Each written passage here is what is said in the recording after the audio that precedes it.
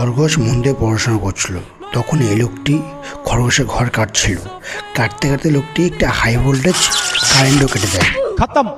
তারপর লোকটি হেলিকপ্টার করে বোম নিয়ে এসে খরগোশের ঘরে মাটি তারা বেডে জাম্প করে লোকটি হেলিকপ্টারে আবার পড়ে। তারপর বাহুবলীর মতো লোকটি গাড়ি করে 60 কিলো ওজনের লোহা নিয়ে এসে খরগোশের ঘর ভাঙার চেষ্টা করে। তারপর খরগোশ নিজের ঘর বাঁচানোর জন্য ঠিকাদার সেজে লোকটিকে উল্টো পাল্টো কাজ করতে বলে। লোকটি খরগোশের কথা শুনে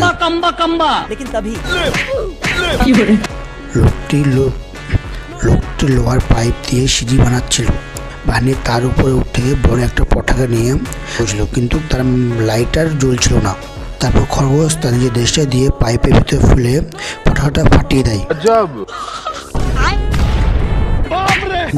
গায়ে নিয়ে এসে তা খরগোশের ঘরে ফেলে সেটিকে ছাতা দিয়ে আটকানোর চেষ্টা করেছিল।